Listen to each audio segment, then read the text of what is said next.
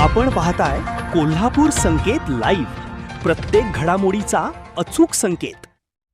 एक व्यक्ती एक झाडचा संकल्प निसर्ग संवर्धन ग्रुपकडून हेरलेमध्ये देशी वृक्षांची लागवड, वृक्षारोपणासह संवर्धनावरही भर, झाडांची तोड अथवा नुकसान करणाऱ्यांवर कारवाईचा इशारा।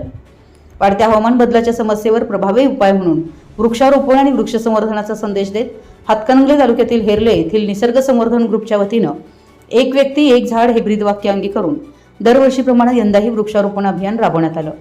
या उपक्रमांतर्गत गावातील शाळा परिसर, मुख्य रस्ता परिसर, स्मशानभूमी परिसर आदी विविध ठिकाणी जांभूळ, करंजी, पेरू, मोरावळा, चिंच, पातोडिया, बकुळ, पिंपळ, कवठ यासारख्या देशी, पर्यावरणपूरक व सावली देणाऱ्या वृक्षांची लागवड करण्यात आली।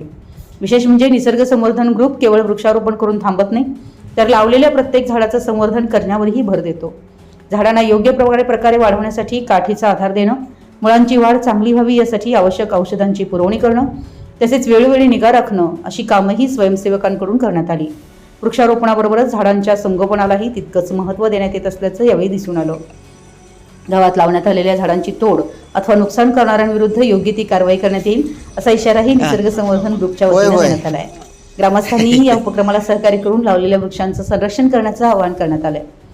या वृक्षारोपण मोहिमेत विशाल परमाज, नितीन उसगावे, अभिजित चौगुले, किरण चौगुले, डॉक्टर अमोल चौगुले, अमोल पाटील, उदय चौगुले, मुनील जमादार, शैलेश कुंभार, अर्जुन चौगुले, अमोल धुळे यांच्यासह अनेक नागरिकांनी उत्स्फूर्त सहभाग घेतला।